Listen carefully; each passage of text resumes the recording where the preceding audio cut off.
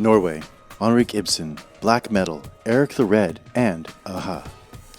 Norway is one of those intriguing and mysterious Scandinavian lands that not too many people talk about.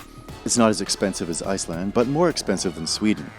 People are strange and nobody takes cash. Believe me, I tried busking after my show. They asked if I take cards. You know the drill. But one thing we do know about, and one thing that has been a golden nugget in the personal history of my life and many other lives, has been that classic song from a-ha, Take On Me. Personal story. When I was 12 years old, I was invited to my very first party from kids at school. Now, obviously, I'm a super cool dude, but at the time, I was going through my introverted period. A lot of kids didn't want me there because I was an outsider. I was shy. I didn't easily relate to other kids. But when I was there, somebody threw on a-ha's legendary album, Hunting High and Low. I was immediately transfixed. I'd only heard a couple of their songs here and there, but to hear them at the party made me extraordinarily happy. I was floating on a cotton candy cloud.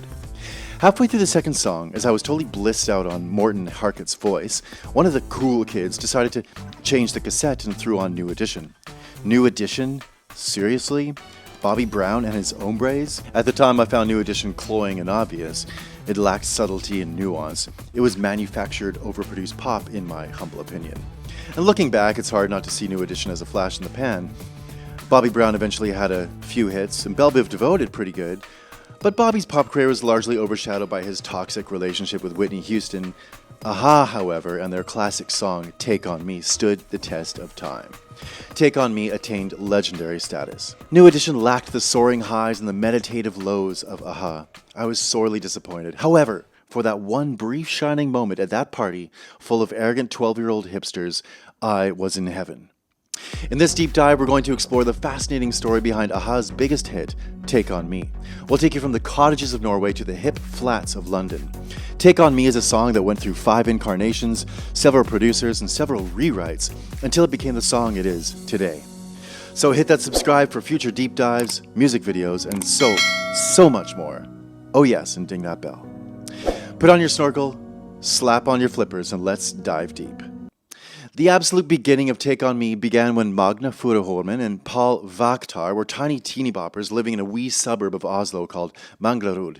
They used to jam together, and Magne came up with a famous keyboard line at that time. He described the riff as an influence by Ray Manzarek from The Doors, and his almost mathematical but very melodic, structured way of playing. In fact, it was one of the first songs they ever started working together on. There was initial reluctance to work on it because the synth line was so poppy and upbeat, and these Norwegian songsters were hell-bent on becoming hardcore punk rockers. Little did they know what destiny had in store for them. They found a couple of other dudes and formed a band called Bridges in 1978. They were a mere 17 years old. Bridges dropped their first album in 1980 and called it Fakkeltog. Now, the very first version of Take On Me was titled The Juicy Fruit Song.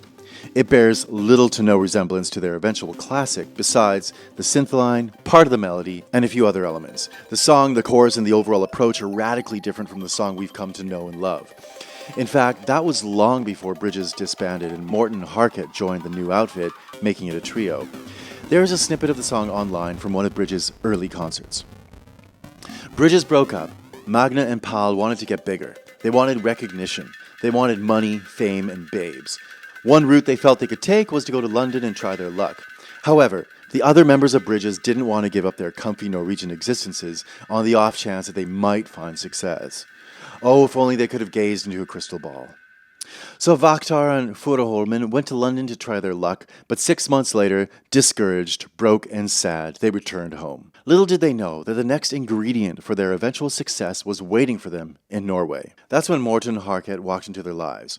He was the former singer of the soul blues band Soldier Blue. He was known for having a golden voice and fragile good looks. The very first song Magne and Paul played for him was the unfortunately named Juicy Fruit Song. Harket knew instantly that it had hit potential written all over it. However, he felt wisely that it needed a few changes. After rewriting it, it emerged as Lesson 1. It had a different feel than Juicy Fruit Song, and the chorus sounded different.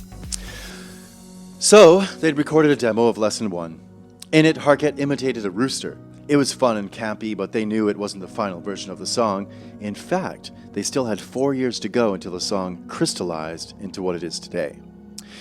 They changed the name of the band to a-ha because it sounded like a really English word, relocated to London, and they all lived together in a flat. It was tight quarters. They worked on their songs 24/7. They were three very determined young men, and the world was their oyster. They renamed the song All's Well That Ends Well. Around this time, Morton came up with a vocal inflection where his voice soars in the chorus. A bit more rewriting, they wrote a new chorus, and finally in 1983, Take On Me was born. This is the year they recorded the first demo of the song. They found a recording space in South London called Rendezvous, run by John Ratcliffe.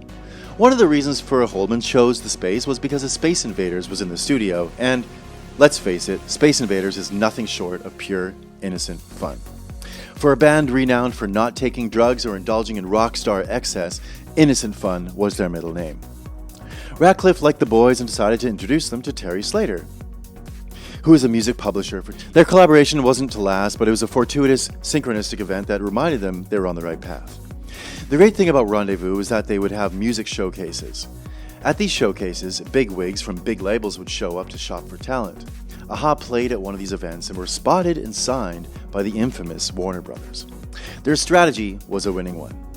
After signing to Warner, they decided to work with a producer named Tony Mansfield, and they found themselves in Pete Townshend's studio, Eel Pie Recording Studios, in Twickenham, South London. Now, the thing about Mansfield was that he was an expert in the use of Fairlight CMI. What is Fairlight CMI, you may ask? The Fairlight is a digital synthesizer, sampler, and a digital audio workstation that was introduced in 1979. It was a pretty cool new toy that made producers foam at the mouth. Yes and Peter Gabriel are two artists who made good use of the CMI. The only problem is that after all was said and done, Warner Brothers was not impressed. "It's missing the magic of the demos," they cried into the night sky. It just didn't work. It didn't capture the essence of a-ha. Back to the drawing board. Now the song had gone through 3 incarnations and there were 2 more to go. Warner summoned the notorious Neil King to re-record the material. King had to work on the bed tracks, overdubbing, guitars, vocals, backing vocals, extra synths, and so on. They kept the synth parts from Tony Mansfield's work, but they basically re-recorded practically everything else. Then, when it was finally said and done, they released the song, and it bombed. It barely hit the charts. It basically tickled the charts like a neglected stepchild. Nobody was having any of it. It was dead in the water. But the band didn't give up. They pushed and they pushed. They told Warner Brothers they'd like another chance at re-recording it. The cats at Warner, luckily, had faith in this song, so they gave it the green light. In stepped Alan Tarney. He gave it the royal treatment. It had all the bells and whistles. They released it again, but the song was like a wounded dog with its tail between its legs. It was DOA. Instead of giving up, in 1985, Warner Brothers put money into a music video. MTV was new. It was a brand new beast. This video, directed by Steve Barron, was one of the earliest videos on the channel, and it was given heavy rotation. In fact, this video, which is the band featured in a live-action pencil sketch sequence, was one of the main reasons for the song's success. It was one of the earliest examples of rotoscoping used in a music video. Rotoscoping can also be found in the films of Richard Linklater, Waking Life and Scanner Darkly. It was so clever and original that people not only gave the video a chance, but they gave the song a chance. The song was given new life. So, in the end, the song took 2 versions and 3 releases to chart in the UK. That doesn't even take into account the earlier versions of the song, the Juicy Fruit song, All's Well That Ends Well, and Lesson 1. What a trip. What a crazy, loopy adventure. But it paid off. Take On Me hit the top of the charts, it won 6 awards, and it's considered the band's signature song. It also went beyond the limitations of synthpop with its various instrumentation, including acoustic guitar and drums. It stood the test of time and has since attained legendary status. I highly suggest you take a look at the recent stripped-down version of the song from a few years back.